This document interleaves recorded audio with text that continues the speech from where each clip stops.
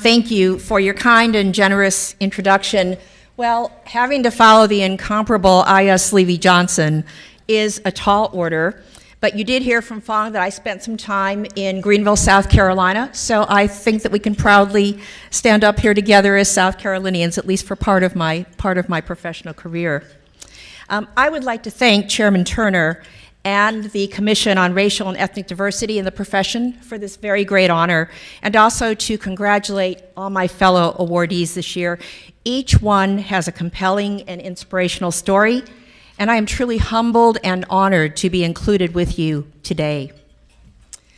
As I think back on my career, I'm really surprised that I became a lawyer, and I'm astounded to be standing before you here today. My path was not at all a likely one. As the first woman in my family to graduate from college, I didn't know any lawyers while I was growing up, and I certainly never aspired to be one. In fact, my earliest career ambition was to be a special education teacher. Growing up in an all-white Midwestern community in the decade immediately following World War II was difficult. And yet, I didn't realize how unusual my family's circumstances were. As a young married couple and United States citizens born here, my parents were forcibly removed from their home in California, and they were interned in a concentration camp called Jerome in Arkansas. And when their release date came, my father chose to forge a new life in Cleveland, Ohio, where he was very grateful to find work that he doubted would be available back in California. Now today, I have countless friends of Japanese ancestry who grew up in California, the Pacific Northwest, Hawaii. They had a sense of community, learning the language and traditions from their grandparents or at Japanese school on Saturday mornings. But it was not so for my siblings and me, because the only question of diversity in our little community in the 1950s was whether you were Catholic or Protestant. And indeed, the Shiba children, my brothers and I, single-handedly integrated our local school system. And back then, it was all too common to be called Jap or Chink on the playground. And I remember an incident on a family trip when a tour guide offhandedly asked my father, "So, are you folks Japs?" And my father quietly but firmly replied, "I am an American of Japanese ancestry." And though I was only 7 or 8 years old at the time, I learned my first lesson in dignity. Now, I have ventured far beyond my beginnings in Cleveland, and I better understand now how my childhood experiences that may have been hurtful made me what I am today. And yes, it's sad that I didn't benefit and be validated by growing up in a diverse community, but having been the only non-white child in my classroom from kindergarten through 12th grade certainly prepared me for the countless times in my career when I would be the only person of color at the table. And it was a role quite familiar to me. For that reason, I'm grateful. I'm grateful for a childhood that taught me how to live outside my comfort zone and to strive for excellence in a world where I wasn't entirely certain that I belonged. Now, I should add that it wasn't all bad. I did well in school, and I was active in student organizations, and I guess you could say that I earned an A in assimilation. And while I was growing up in Cleveland, I really didn't understand much about my parents' internment experience. Back then, it was the elephant in the room, ever present, seldom mentioned, let alone examined. And so it wasn't until I moved to San Francisco for my judicial clerkship that I began to identify as an Asian Pacific American. Because there, I met a group of young APA attorneys, including our icon and a past Spirit of Excellence Award winner, Dale Manami, well known to many in this room.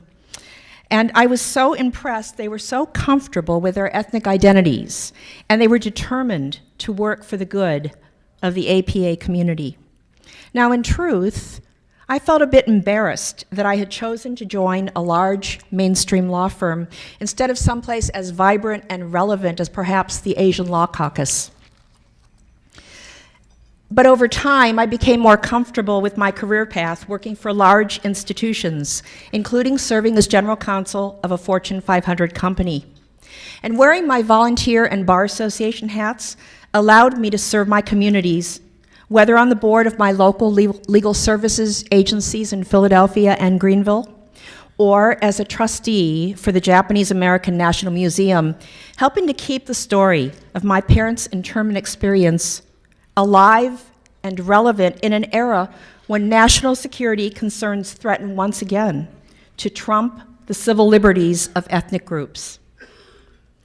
And as for my day jobs, I firmly believe that racially and ethnically diverse lawyers not only must work in, but must lead mainstream organizations in order to influence meaningful change.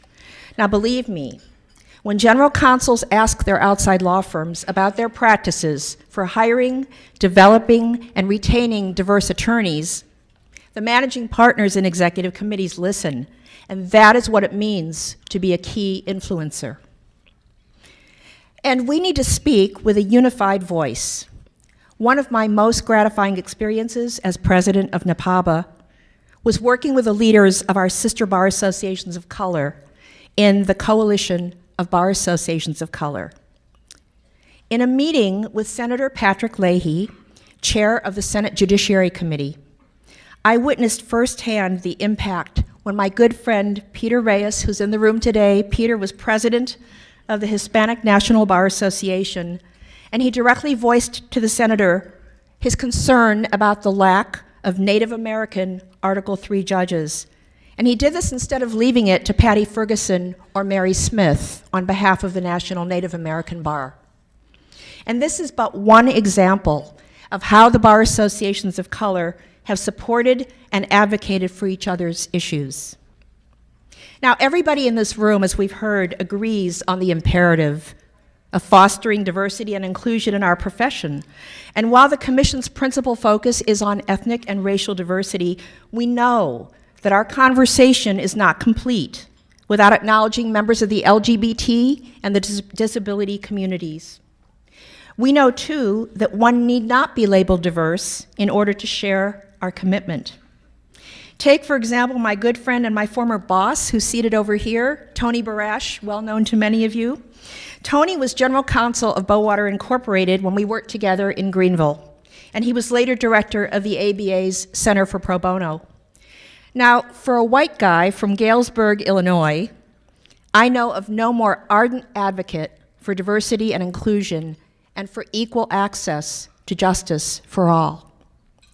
I have long advised law students and young attorneys that mentors come in different packages, sometimes unexpected ones, and they should embrace the possibility of mentors outside their own racial and gender groups. And Tony, who has always walked the talk, is proof positive of that. I aspire to be like Tony and others like him who walk the talk. My recent focus has been on the APA legal community and more broadly, women attorneys of color.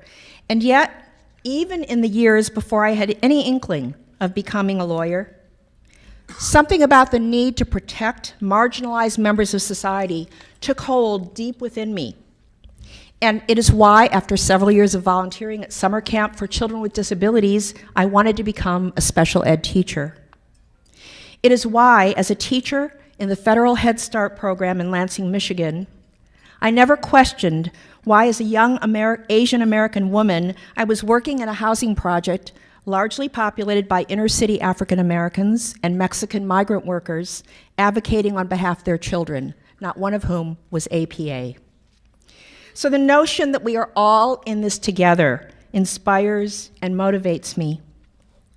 When I think about the meaning of the Spirit of Excellence Award, I see it as a celebration of how far we have come, not only as individual diverse attorneys, but also collectively as an entire profession. And that is what makes the Spirit of Excellence Award ceremony so special. It is all the more special that my fellow honorees and I are receiving the award in the year in which we will celebrate the 50th anniversary of the Civil Rights Act of 1964. Now, of course, none of us could have achieved our successes without a boost from many. And I give thanks to all past recipients of the Spirit of Excellence Award. They are listed in your program because they led by example and they paved the way for me and others. I would like to thank the National Asian Pacific American Bar Association. Our Board of Governors is occupying several tables here today in the center for nominating me for this honor. And of course, my parents, whose life story humbles and inspires me. I cannot imagine what their life was like for them. I would also like to recognize a few of my career mentors who are in this room. When I was a young paralegal in 1973, I really didn't know that there would be a place in this profession for me, but there was a young African-American attorney in the department where I worked at Pepper Hamilton. He's known to many of you. Michael Reed is in this room. Where are you, Michael? So I have to say that Michael Reed was probably my very first role model so that I could see a way for a person of color to succeed in this profession. And I've already mentioned Tony Barash, who was general counsel at Bowater Incorporated, remains to this day a great friend of mine. So I'd like to thank those early mentors of mine. And as IS would say, last but not least, I have to acknowledge my husband, Larry Pittman. He provides me unfailing support while also reminding me to not take myself or life quite so seriously. So again, to the Commission, I thank you for this extraordinary honor and today's memorable event. Thank you.